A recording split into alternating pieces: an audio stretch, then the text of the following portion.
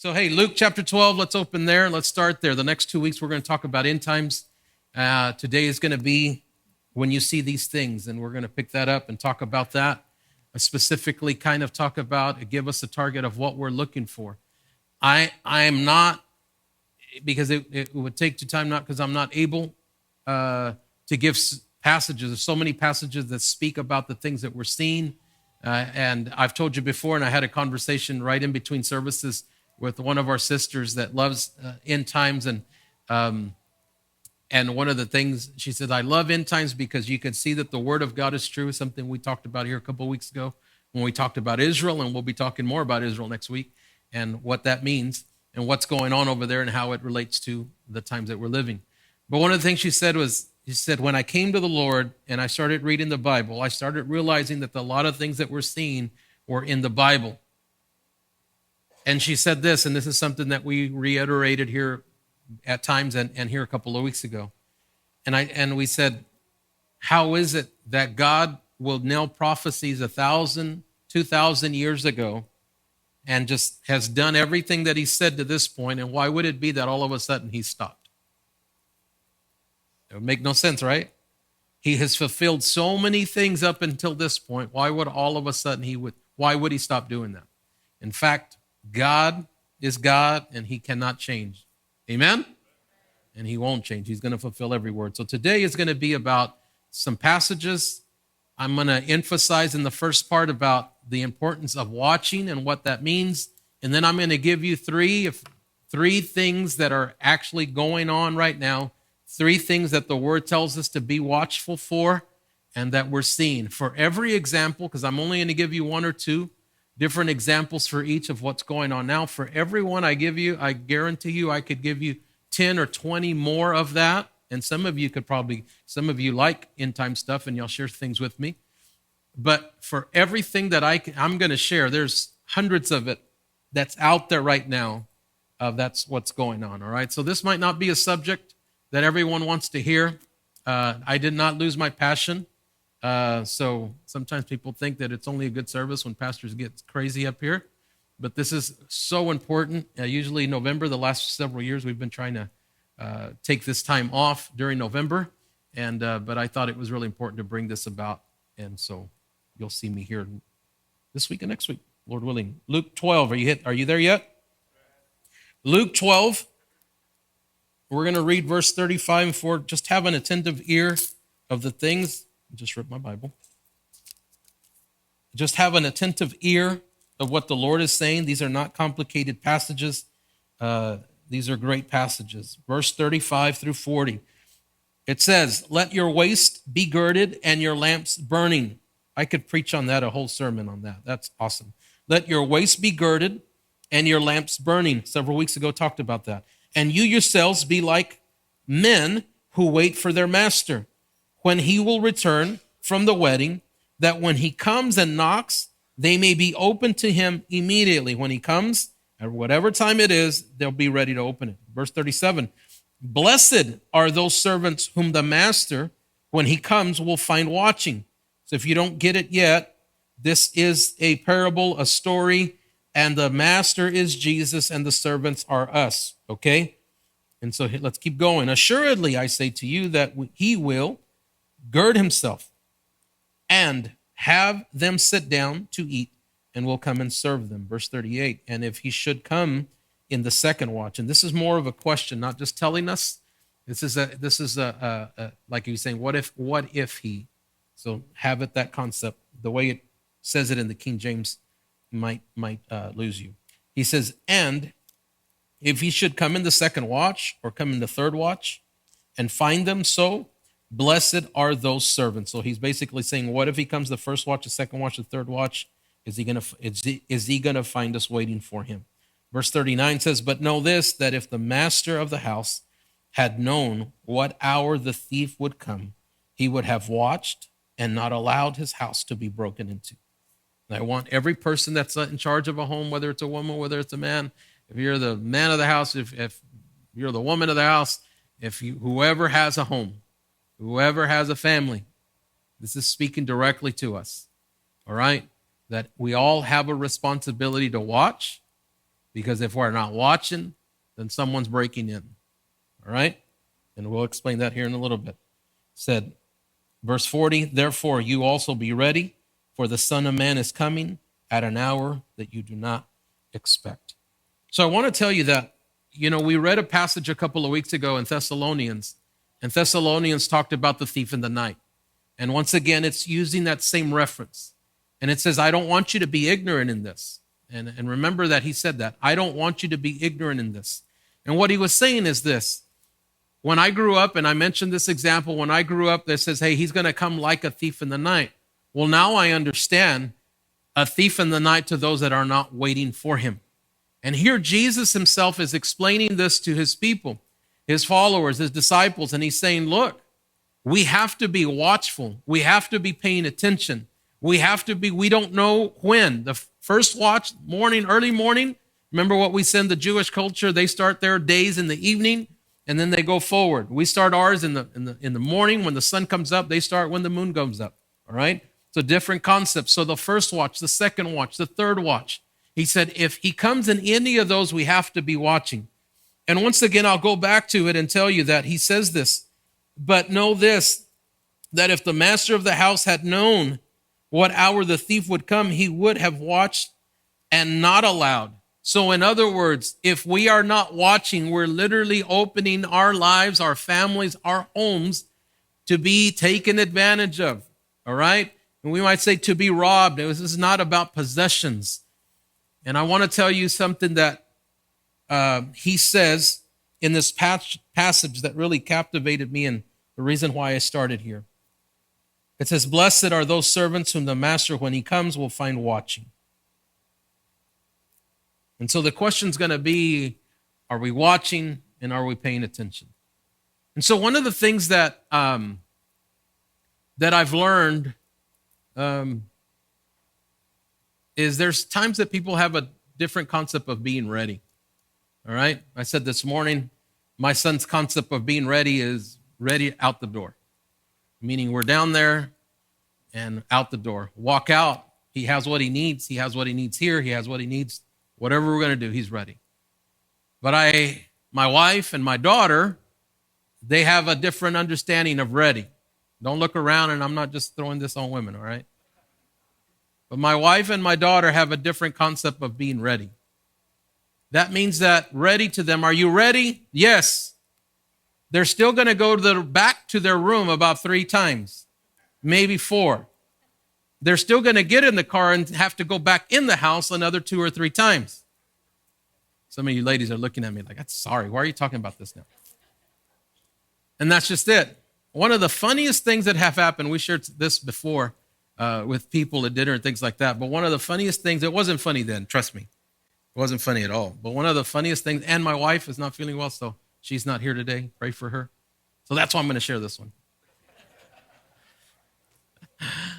One of the funniest things one day is that we get in the car and we were in a hurry.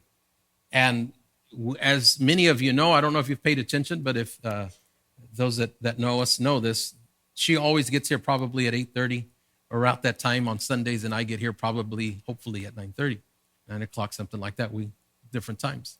And it's worked like that for us for a long time. One of the last times that we came together, several years ago, we were in the car. We went around. We were already on Bailey Ballsville Road. And she's just sitting there, not saying nothing. And as a husband, you know, like something's up, right? Something's up. Been married with her forever, so something's up. She goes, I don't know whether to tell you this or not. I was like, what? I don't have shoes on.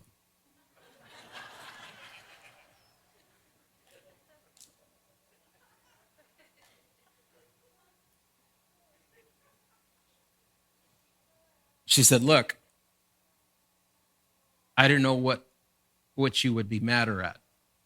For me not to have shoes now, or to get to church and tell you that I didn't have shoes. I said, either way, I was going to be mad. She goes, that's what I'm telling you now. So I'm trying everything within my life, my faith, my life force, whatever that means, using the force, everything, right? to not get mad. But I do get upset, and we turn around, go back, and I'm like, how in the world do you walk out of the house and that you do not feel pavement under your feet? How in the world? Here's the thing, is that she was completely ready other than her shoes, of which she didn't have on her person, that we had to go back. And what does that mean is that when I look at this phrase in this passage, and it says those that are ready, those that are watching, you know what it's really speaking of? Those that are ready, ready. Literally, that's what it means. Those that are ready, ready. Everybody say ready, ready. Right?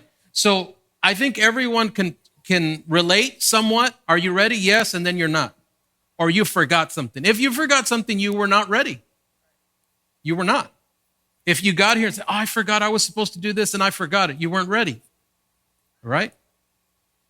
The Lord is saying those that are ready. Because it's interesting how he opens this up. He says, let your waist be girded and your lamps burning. So wait a minute. Why is he taking a lamp? This could probably be the beginning of the day. You with me? Why do you take the lamp? To be ready. That if it takes longer than the day and it turns into night, guess what he has? A lamp. That's ready, ready. And so Jesus tells them this, are you watching? And are you ready? Are you ready, ready? So there's a passage that we all know as we go forward, Psalms 119, 105.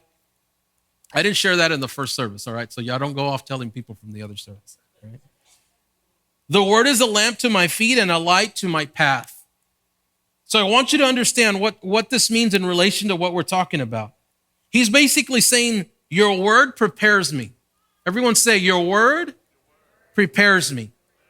And so there's one thing in understanding of this, is that there are many of us that I believe have an understanding of what a good believer is, what a good Christian is, who we want, what a good preacher is, man, that's a good preacher. That's not a good preacher. But I think we have the concept of what we know is to be a believer. Who's a good believer? And please listen, that means you're prepared or you have some type of knowledge of what makes a good believer. But that doesn't mean that you are a good believer yourself. And so what he's saying is, I need you to be prepared, but I also need you to live it. Your word is a lamp unto my feet. What is it saying? Your word prepares me. And that same word that prepares me puts me into action. That same word that gives me knowledge and awareness is the same word that doesn't let me stay behind. And so when he opens up and it says, do not, and he says this, let your waist be girded, meaning, hey, get ready. But not only get ready, get that lamp because you're about to get to work. And so there's many believers, and this is probably, let me not go there. There's many believers that know better, but their lives would never reflect that. Man, Pastor, you care about that? I care about you enough that I'm willing to tell you the truth, even though it's not popular, so that when the Lord comes, you'll be ready. Are you with me? So, the word is a lamp unto my feet, be ready. And it's a light unto my path, to be ready, ready. The same word that enables me, the same word that equips me is the same word that tells me I can't stay still. Is the same word that says now you have to live it. In verse 37, as I've read it already several times, I'll read it again as we move forward. And blessed are the servants that when the master comes, he will find watching. Everyone say watching. There's three tenses, even though in our English, it's just watch. What does it mean? It's to watch. There's a lot of things that we're doing in the Greek language. I won't give you the word because it probably won't mean nothing to you, but I'll give you the definitions, and I hope that means something. There's three different definitions or explanations to the word watch. So when he says those that are watching, this is what he's saying. Well, number one, those that stay awake. Stay awake. Those that stay awake, because what good is it for us to be watching if we're going to fall asleep? But on top of that, it's not just those that are staying awake, it's that those that are on guard or that are guarding. Because it's not just to stay awake. You got to remember that the Bible in the Old Testament talks about the watchmen, those that were in charge to be, yes, on the towers, watching to see if there was any enemies coming. I've used this illustration many times because I think it's very important to realize of what the severity was if they weren't watching. If they were on guard but fell asleep and the enemy came in, then they would take not only the guy that fell asleep, that was the watchman, they would not only take him, but they would take his family and they would kill them all.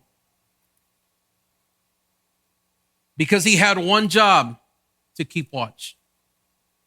He had one job, to be on guard.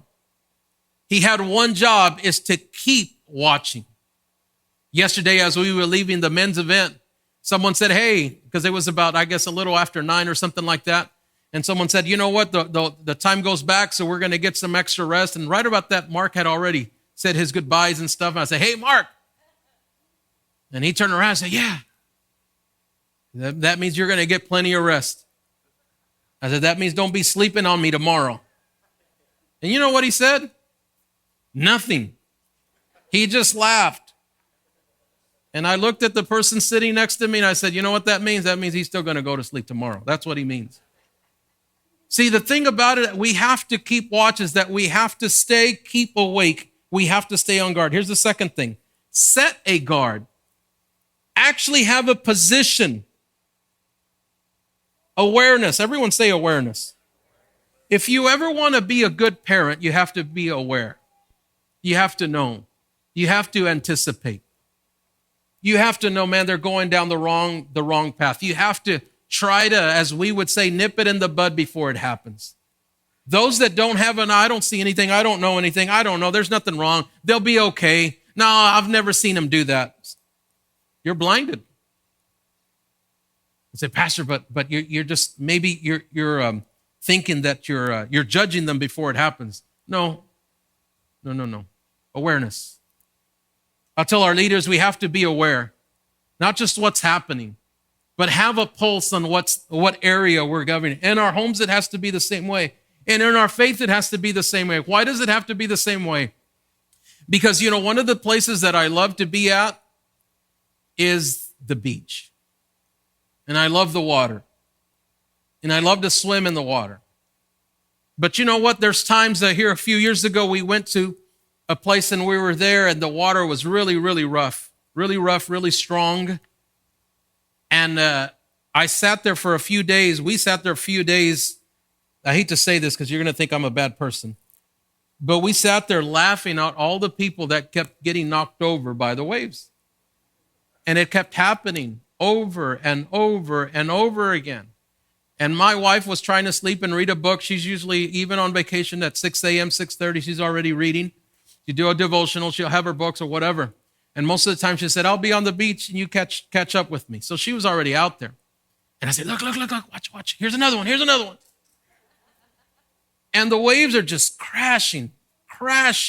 The flags are up, whatever flags or whatever color it is that they put up that says, hey, be careful out here. And they would do this. They would turn their backs to the waves and say, let's take a selfie. And they're sitting there doing this. And the waves would just come behind, knock them over. And I have to tell you this just because it's funny. But there was this one older couple. And man, she was extravagant in everything she was wearing and beachwear. And, he was decked out too. You could tell they were not going to get in the water, but they were all decked out. He had a cool hat. Man, that wave got him, knocked him down. And his hat, as much as he tried to reach it, and he kept falling over. And then the waves kept knocking him down. And he kept just going after this hat. And the waves kept taking it. The wind kept taking him. And he fell in the water a bunch of times.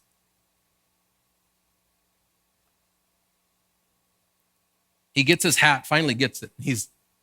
He turned around this whole time. That's the same thing that was happening to his wife. She was in the water and could not get up. She kept getting up and she'd fall over again. By the time he got his hat, he had no idea what was happening to her. By the time he got his head and turned around, there was a few of us trying to get her up and drag her out of the water. And this happened over and over. Why? Lack of awareness. The waves were there. The winds were there. All the flags were there. Everything. And the people right before them taking selfies, the same thing happened. And isn't it interesting to us in our faith that sometimes we say, I don't know what happened. I don't know why I don't love God the way I used to. I don't know why I'm not as faithful as I used to. I don't know why I have wrong priorities. Because it doesn't happen overnight. It's called not being aware. It's called not being aware, like James says, being tossed to and fro by the waves. That it happens so gradually at the very end, you start looking back and think, I didn't know I had dragged this far away. Are you with me? The third thing is sleeplessness. In other words, don't fall asleep. Stay awake. Keep watching is the other definition. Keep watching. So you have this there, be on guard, set on guard, meaning a position, and also keep watching. In other words, persevere. There are many of us that are in here maybe that have grew up in church, and we've heard about the coming of the Lord for all of our lives. But there might have been a time in our lives where we stopped watching, where we stopped paying attention, where we thought everyone keeps saying that. I have to tell you this, but isn't it interesting that in these movies here in the last 5 years, maybe even 10, are depicting the rapture? Do you not see that? They're literally, here's what I said this morning, I'll say it again. I think it's sad that even Hollywood believes that something's about to happen, but Christianity is still fighting whether it's going to happen. They realize and are conditioning people. A movie that they just announced, I think Julia Roberts is on it. I don't know the name, but it's about people disappearing. But yet we're still fighting over doctrines. Is that true or not? Is it going to happen? I've heard it all my life. Ladies and gentlemen, keep watching. Keep waiting. Be ready. Be prepared and be ready. That's the message behind all of this. Are you with me? Luke 21, verse 20. But when you see Jerusalem surrounded by armies, then know that its desolation is near. Crazy to be reading this when a lot of stuff is going on, and we'll talk a little bit about that next week. Then let those who are in Judea flee to the mountains. Let those who are in the midst of her depart, and let those who are in the country enter her. For these are the days of vengeance, that all things which are written may be fulfilled. That should, make us shake if we're not ready. Verse 23, but woe to those who are pregnant and those who are nursing babies in those days, for there will be a great distress in the land and wrath upon this people. And they will fall by the edge of the sword and be led away captive into all nations, and Jerusalem will be trampled by Gentiles until the times of the Gentiles fulfilled. I want to tell you that part of that has been fulfilled with Jerusalem being destroyed, trampled. But the other thing is, until the time of the Gentiles is fulfilled. That hasn't been fulfilled. What is the time of the Gentiles? The time of the Gentiles is when the church is no longer here. That's the second part of that. And so we're waiting for that. 25, and there will be signs in the sun, the moon, the stars, the earth, and distress of nations. Seeing all that with perplexity, meaning even beyond what we've already seen. The sea and the waves roaring, men's hearts failing them. This is powerful. Men's hearts failing them for fear and the expectation of those things which are coming on the earth. For the powers of heavens will be shaken. Then they will see the Son of Man coming in a cloud with power and great glory. Now, when these things, everyone say these things, begin to happen, look up and lift up your heads because your redemption draws near. I want you to capture this thought of this passage. Number one, I want you to capture where it says the hearts will be failing men, people.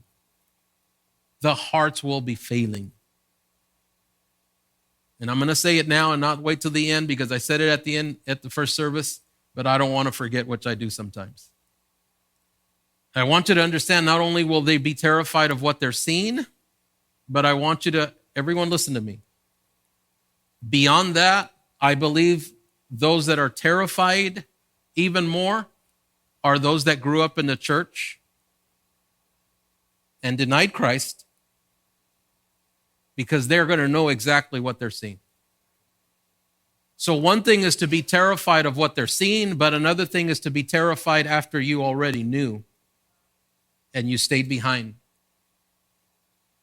And I want you to imagine the horror of realizing I should not be here. And I was warned about this day.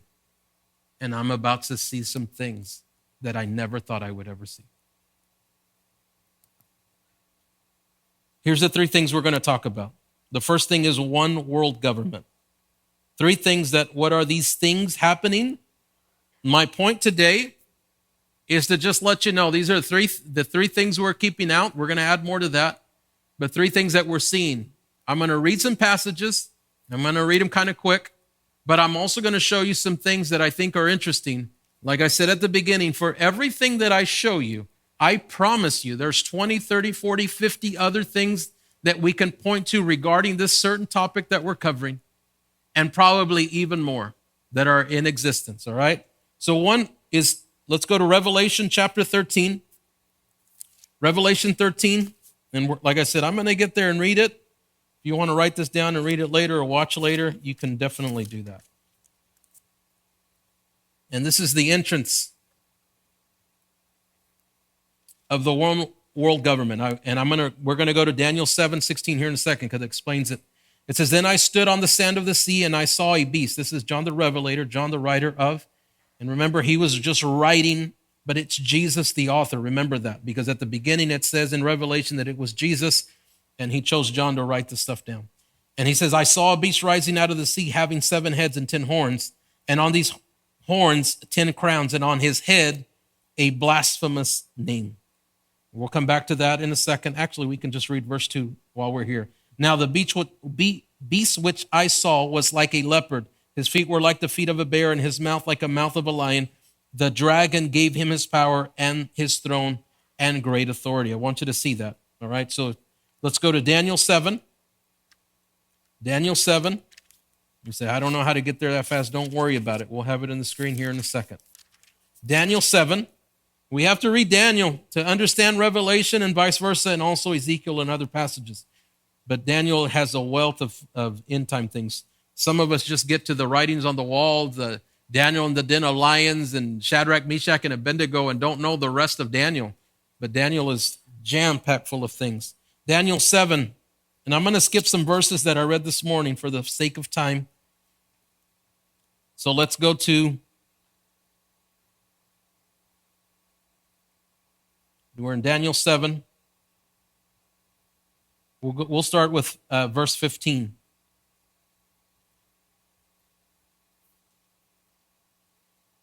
"17. Those great beasts, which are 4, and 4 kings," so here's the explanation, "which arise out of the earth, but the saints of the Most High shall receive the kingdom and possess the kingdom forever and ever and forever and ever. Then I wish to know the truth about the 4 beasts, which was different from all the others, exceedingly dreadful, with its teeth of iron and its nails of bronze, which broke in pieces and trampled the residue with its feet. And the 10 horns," remember we just read in Revelation, "and the 10 horns that were on its head, and the other horn which came up." So remember there was 10, and out of the 10 came up one, "before which 3 fell, namely that horn which had eyes and a mouth which spoke pompous words, whose appearance was greater than his fellows." It says, I was watching, and the same horn was making war against the saints and prevailing against them, until the Ancient of Days came, and judgment was made in favor of the saints of the Most High, and the time came for the saints to possess the kingdom. I'm going to stop there, even though 23 and 24 still speaks. 24 says, "Then the 10 horns are the 10 kings." So remember that, one world government. "The 10 horns are 10 kings, who shall rise from this kingdom, and others shall rise after them. He shall be different from the first ones, and shall subdue the 3 kings." So it speaks of 10, predominantly 10 strong kings or kingdoms, and one rises among them. One that is different from them, and ones that all of them will fall. I want us, the first picture that we have, if we can show that. There's many things that we can categorize as a world government that are trying to vie into that position. One is the United Nations, all right? We all, I believe, know that.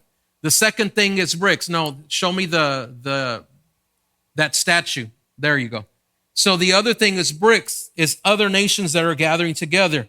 There's NATO, all right? North Atlantic. We have the new one, SCO. We also have another one, which is the World Economic Forum.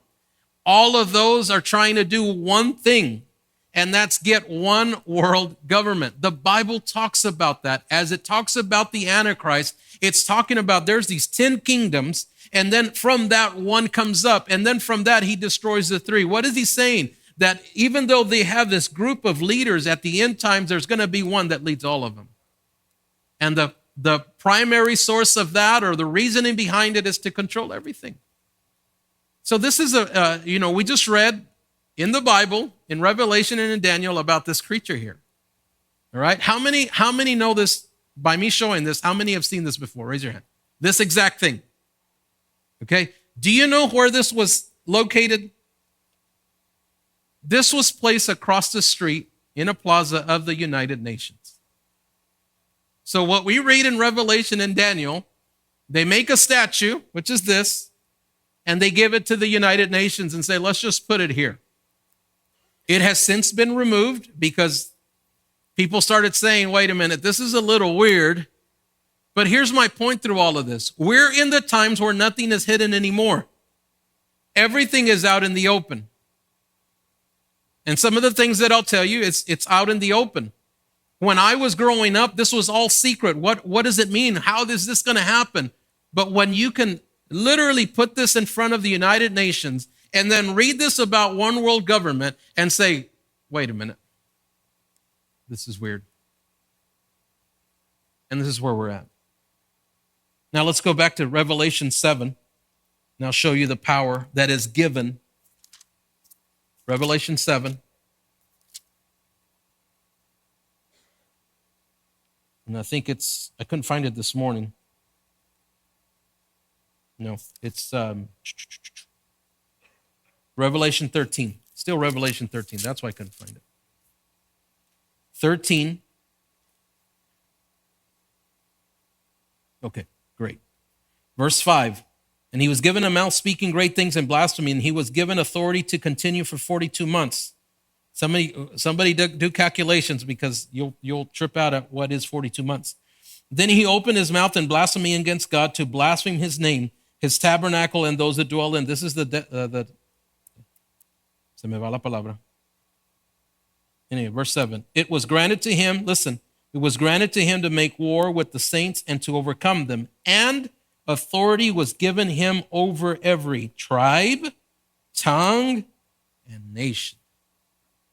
One ruler over the world. And it's right here. We know it. I'm not saying United Nations is. I've named several of them so that you'll understand. It's already happening. And every one of them wants to do one thing, and that's control. All right? So the United Nations, many times, especially in the last several years, has come in against Israel completely. So think about what the Bible talks about in every nation turning against Israel. And you have a body that is called the United Nations, and they pass decrees against Israel. Think about that for a second. There's no coincidences. The other thing that we need I'll give you a quote. The Prime Minister of Norway said this, and this will lead us to religion, one world religion. Said this: the only way that we can accomplish our climate targets is for us to make our social issues fair to everyone.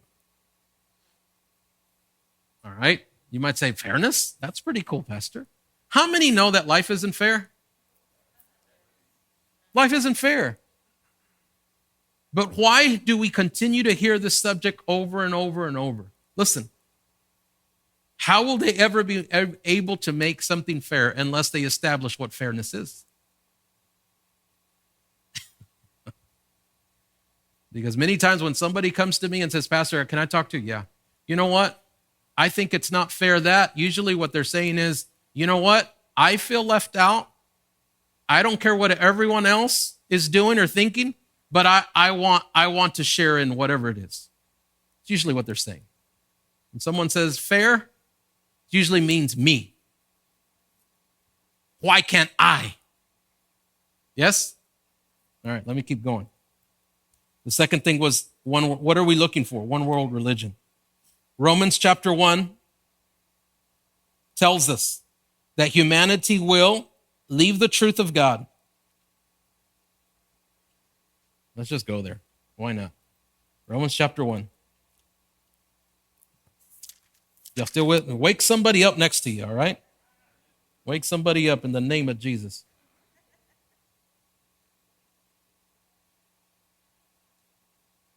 So right after a famous passage, for I am not ashamed of the gospel, for Christ for its power to God to salvation, we get to verse 18. This is what it says. For the wrath of God is revealed from heaven against all ungodliness and unrighteousness of men who suppress the truth in unrighteousness. Because what may be known of God is manifest in them. Listen to what it's saying. For God has shown it to them. We're talking about the whole world, not just believers. For since the creation of the world, his invisible attributes are clearly seen, being understood by the things that are made, even his eternal power and Godhead, so that they are without excuse. Because although they knew God, please listen to this, although they knew God, they did not glorify him as God, nor were thankful, but became futile in their thoughts, and their foolishness hearts were dark. And verse 22, professing to be wise, they became fools and changed the glory of the incorruptible God into an image made like corruptible man, birds, four-footed animals, and creepy things. So what did they do? They take the power of God, the glory of God, the truth of God, and exchange it to worshiping the creation rather than creator. That no one's going to do that, Pastor. I'm glad you said that. Go to the next slide. What you have here, and this is a website. This is not just a picture. It's not something I created. This is a website. This is a website right here. What you have here, very quickly, as quick as I can. What you have here is a group of people of faith, different faiths. There's nothing wrong with that, Pastor. Absolutely, there's nothing wrong with that. It's a multi-faith event. 27 UN climate conference in Egypt. What these people did in November, this was last year, November 6th through the 18th of 2022. This is the UN, United Nations Climate Conference. What they did is they went to the holy sites. Let me give you two. One is Mount Sinai. What is Mount Sinai? That is where God gave the 10 Commandments to Moses. They went there. They got together and they prayed. Oh, that's cool. They prayed to God. No. They prayed to Mother Nature. They prayed and repented for all faiths in society for not taking care of nature. What did we just read in Romans? They traded the truth of God for the creation. What did they do? Not only there, they went to Sinai, they went to Jerusalem.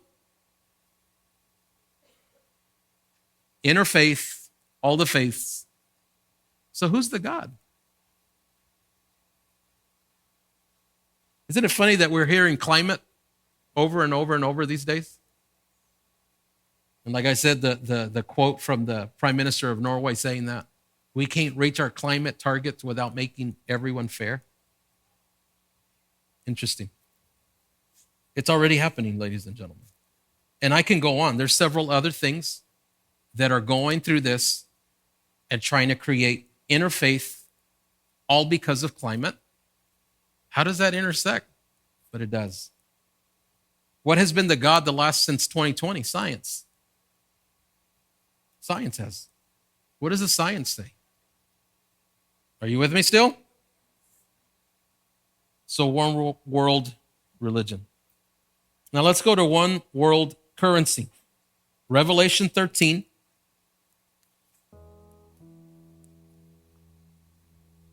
All right. This is the last one. I only have 3 today.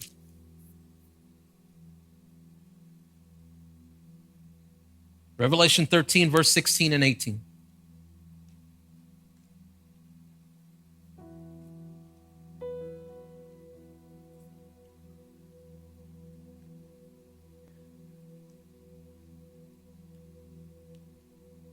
Listen, verse 15. He was granted power to give breath to the image of the beast, that the image of the beast should both speak and cause as many as would not worship the image. See there, the religion there, connection. Worship the image of the beast to be killed. Wow. In verse 16, he causes all, both small and great, rich and poor, free and slave, to receive a mark on their right hand or on their forehead, and that no one may buy or sell except one who has the mark, or the name of the beast, or the number of his name. So now we have the economy. And go to that last slide that we have. This is directly from the World Economic Forum. The World Economic Forum, the building blocks of the Great Reset. One world economy. So they are saying that because of the hardships of COVID, it is necessary to create a different system. All right?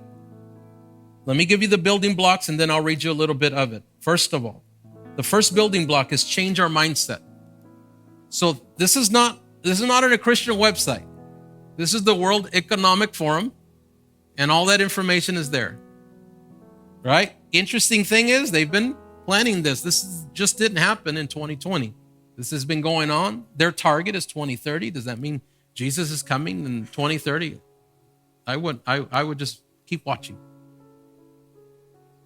But the first thing is changing to the mindset. It said if we made it up once, we can make it up again. Literally. I don't know if y'all can scroll up that or if that's just a picture, guys. But if you can scroll up, if you can, it's okay. But that's the first one. Change our mindset. If we made it up once, we can make it up again. What are they making up? In order for them to make it up, they have to change what's already there. I've said before many times, you might be new to the church, but I've always shared historical things that affect our faith. And one of those things is whenever 2020 happened, I related it a lot because it's very similar to what happened when the Russians came in, or when the Communism Party went into Soviet Union, Russia, and then also China. And one of the first things that they did when communism went in is they closed down the churches. First thing they did. They got the religious leaders, those that speak of hope, those that speak of faith, because they realized, this is what they realized, just to put it in a nutshell, they realized that people that have faith have higher standards and morals and cannot be broken because they grab onto something that's greater than them. So what did they do? First, they closed their churches. You can read it up. You can read about it. It's not in a Christian book. This is history. What they did was they closed the churches, and they realized, man, this is not working. All these years later, these people keep believing. So they said, you know what? We'll get their pastors. So they went off and they got the religious leaders and locked them in jail, killed them, did whatever, hoping to discourage people. And at the end of 100 years, they realized, they said, man, these people still believe. So what happens in 2020? I'm just relating it, just a parallel. So what happens in 2020? You could riot, you can burn down cities, you can loot, you can kill, you can do all that, but you can't come to church. Think about it, right? Listen to what they say. It says, but if we made it up once, we can make it up again. And there are plenty of people out there with great new ideas to work with. Let me read you something that just blew my mind.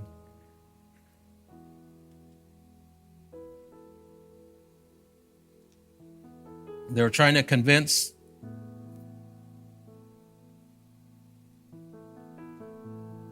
an author challenges a basic assumption of capitalism, that inequality is just as unfortunate. Byproduct of progress, inequality, he urges, is political choice based on flawed ideology.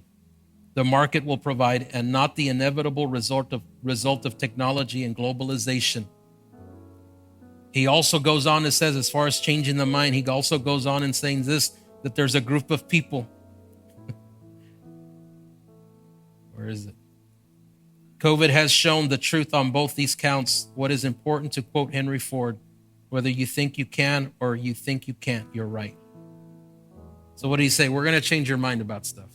What did the World Economic Forum, you know what their motto is? You will own nothing. Have you heard that already? You will own nothing and you will be happy about it. This is not in the Christian book, guys. I keep telling you that because you're thinking pastors just no. This is all what's out there. What are these things? They say you will own nothing. How will you not own anything if most of you own something? And you're going to be happy about it. So what's the second building block? Create new metrics. Measuring what matters will change everything. So who decides? Like for us, it's the Bible. So in this new ideology, who decides what matters? Who decides what matters?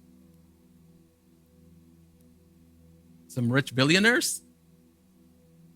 So what they're saying is this: our ideology in the word is wrong and it's false. Let me give you a new way to measure. You know what the way we measure? What did Jesus say? What does it profit anyone to gain the world and lose his soul? That's a great way to measure. Man, I'm glad that God blessing you. I'm glad you have your new home. I'm glad you have your new car. I'm glad you have your businesses. I'm glad. I'm glad that today the majority is going to say, where are we going to go eat? And then the other part is saying, when is pastor going to stop so we can go eat? I'm glad. I really am. But everyone, us, the majority, realizes this. Man, I have nice things. God, thank you for being so good to me. Because if I don't have you, I don't have anything. There's some of you that have had a lot and realized after that you were still empty and broke. So what? Who gives them the idea that a God that created the world and gave us this, that tells us those metrics? What does it gain? What does it profit to gain the world if you're going to lose your soul? Oh man, that's awesome. It gives our perspective and our priority. Seek ye first the kingdom of God and his righteousness and all of these things. Don't be chasing after things. You chase after his righteousness. And you won't have to worry about this. He said, what do you care about eating or drinking? It says, even Solomon in his glory could not dress like the lilies of the field. When have you ever heard a bird say he don't have? And then they ask the question, aren't you much more than that? Those are our metrics. We don't need to have our metrics changed. But they feel that they do. Number 3, the building block of the Great Reset. Design new incentives. You get what you pay for. Everybody knows our credit score. Some of you know it really well, right? Your credit score. But do you know that in China and what they're talking about here is that you get what you paid for is not just a credit score, it's a social credit system. What does that mean? Well, in China, if you speak against the government and against different things, your credit score drops. And they'll freeze your money, they'll freeze your assets, and you won't have anything. It's happening, ladies and gentlemen. So what are the things to look for? One, leader, which is the Antichrist, and we're already seeing everything there. One world religion, where we denounce the truth of God and embrace climate. Do you know that we shouldn't be here already, right? What's the guy's name? Al Gore said that we shouldn't be here. I think AOC said that we won't be here. Who else said that we wouldn't be here? Because climate change was going to. We're still here. You know why we're still here? Because we're going to be here as long as God says we're going to be here. No, it's hotter now. Do you know that we still didn't break a record here in Texas, in Dallas? We still didn't break a record of the hottest summer ever. But they would lead you to believe that we did. It was hot, yes. You're in Texas, man. It's going to be hot. All right, I'll keep going because I'm finishing here. Do you know, let me get to another one, and then I'll let you go. Do you know, remember the mark that we talked about, Revelation? Do you know that when we went in 2020, there's several places even now that won't take cash? All right. I was so disappointed. I went to the ballpark and tried to buy something. They were like, no. You can go to the reverse ATM. You ever seen the reverse ATM? Yeah. If you don't, in the ballpark, there's probably other places. I think SeaWorld's about to do that. But if you have cash, you go to the machine. Instead of getting cash out, you put cash in and they'll give you a, what do you call it? Yeah, gift card or a card. They have those all through the ballpark, right? And so convenient. You could use it everywhere, not just there. You can use it everywhere. So what happens? So we're going into a digital system and you think, nah, pastor's making this stuff up. Okay. I'm glad you said that. So let me give you some of the participants. That doesn't mean to go off and close your account. I'm not telling you that. Okay? But just so you'll know that this isn't something that I'm just pulling out of my sleeve. These are the participants. It says several U.S. financial institutions are collaborating to test the feasibility of a digital dollar based on distributed ledger technology. Participants includes BNY Mellon, Citi, HSBC, MasterCard, PNC Bank, TD Bank, Truist, US Bank, Wells Fargo. Yeah. And this was from 2022, November. This was a year ago. The goal is for everyone to be in 2030. Why is that number always come up? But it is.